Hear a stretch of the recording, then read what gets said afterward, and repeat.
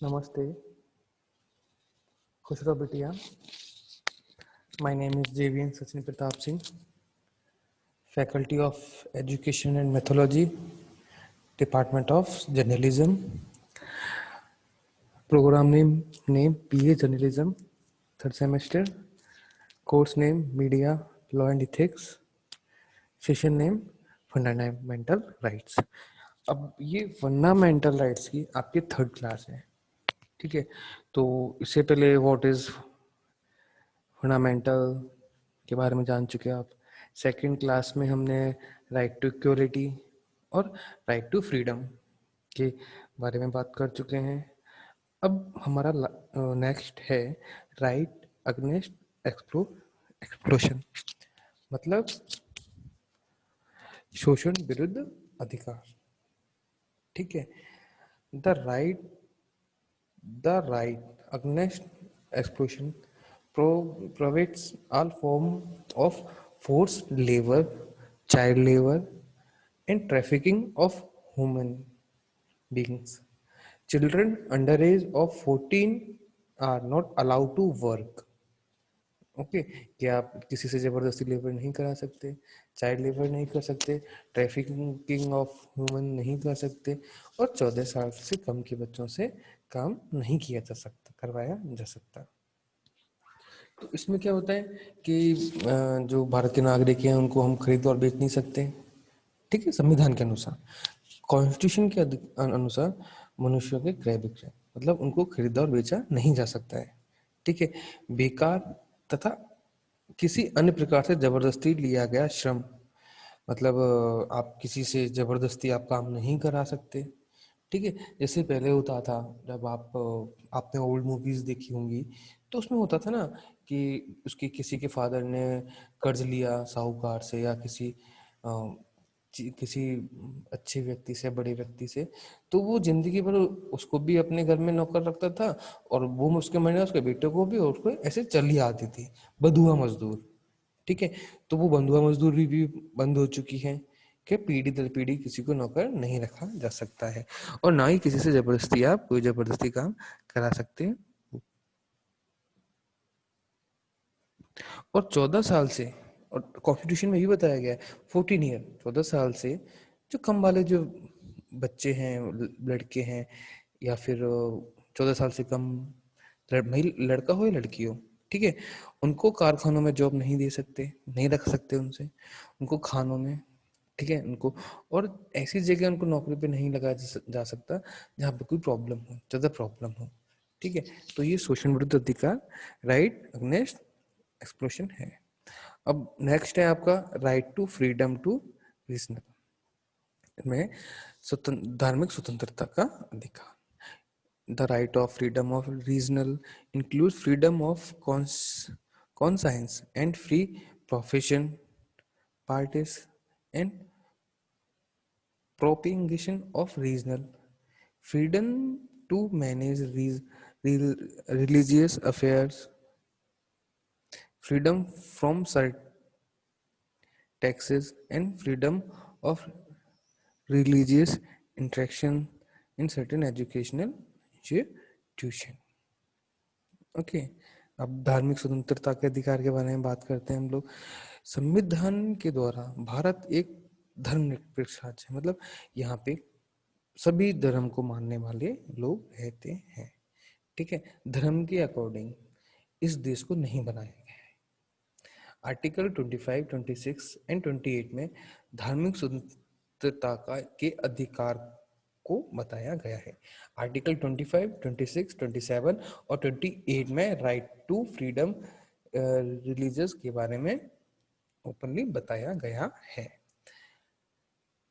India में कि किसी भी राज्य में किसी धर्म को, किसी कास्ट को प्रधानता नहीं दी जाएगी, कि यहाँ सभी कास्ट के लोग रह सकते हैं. ठीक है, ये धर्मनिरपेक्ष राज्य का अर्थ धर्म विरोधी राज्य नहीं होता है. अतः प्रत्येक व्यक्ति की आय, नैतिकता और स्वास्थ्य को हानि पहुंचाए बिना अपना धर्म को यहाँ रखने की, धर्म पालन करने की संपूर्ण भारत में अधिकार दिया गया है. ओके, अब नेक्स्ट है culture and educational right. Culture मतलब संस्कृति, और एजुकेशनल राइट शिक्षा का अधिकार।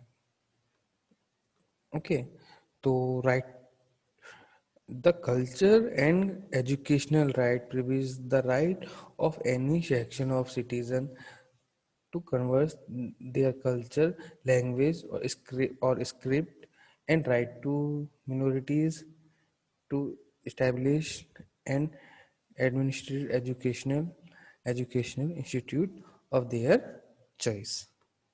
Okay, संविधान द्वारा भारत की जनता को, भारत के लोगों को, यहाँ रहने वाले लोगों को संविधान कॉन्स्टिट्यूशन के में अपनी संस्कृति, अपने कल्चर को बचाने का प्रयास किया गया है कि भाई अपने कल्चर में वो रह सकते हैं, उनको जो कल्चर मानना है, उनको जो त्योहार बनाना है, जो वो कर सकते हैं।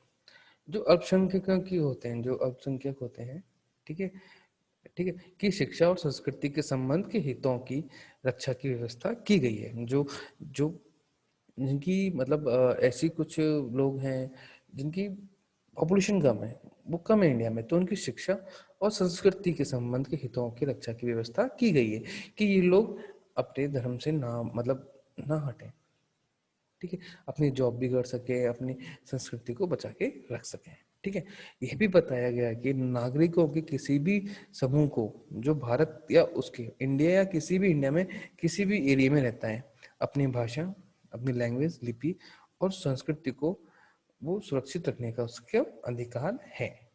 धर्म के आधार पर किसी भी इंसान को शिक्षण संस्था में नाम लिखाने से नहीं रोका जा सकता।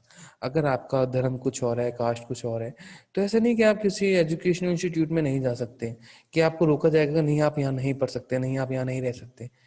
तो कास्ट के अकॉर्डिंग आपको इंडिया के अंदर इस संविधान में इतनी प्राथमिकता दी गई है कि आपको किसी भी एजुकेशनल इंस्टीट्यूट में धर्म के नाम पे, जाति के नाम पे नहीं रोका जा सकता है, ठीक है। अब 6 है हमारा राइट टू कॉन्स्टिट्यूशनल रेमेडीज, संवैधानिक उपचारों का अधिकार। ओके, तो the right to constitutional remedies present to enforcement of fundamental right, ठीक है। The right to privacy in internet part of article 21, the right to freedom that protect the life and liberty of the citizen. The right to privacy is the newest right by the Supreme Court of India. Okay, तो भारतीय संविधान में fundamental rights, Indian constitution में fundamental rights में अतिक्रमण से बचाने की व्यवस्था की गई है, फंडामेंटल राइट्स, ठीक है। संविधान के अनुसार, कॉन्स्टिट्यूशन ऑफ इंडिया के अकॉर्डिंग, सुप्रीम कोर्ट को मौलिक अधिकारों का संरक्षक माना गया है कि जो सुप्रीम कोर्ट होगा वो इन फंडामेंटल राइट्सों की रक्षा करेगा, संरक्षक माना गया है, इसके अंडर में है। प्रत्येक नागरिक को मौलिक अधिकार की रक्षा के लिए सुप्रीम कोर्ट में अपनी दे सकते हैं कि अगर किसी से कोई होता है तो दे सकता है। अब डॉक्टर अम्बेडकर ने बात बोली थी, डॉक्टर अम्बेडकर ने बताया फंडामेंटल राइट्स को लिखने का उद्देश्य एक तो यह है कि हर व्यक्ति, इंडिया में रहने वाले हर व्यक्ति इन अधिकारों का दावा कर सके और दूसरों को यह अधिकार इन्हें मनाने के लिए विवश हों, ठीक है।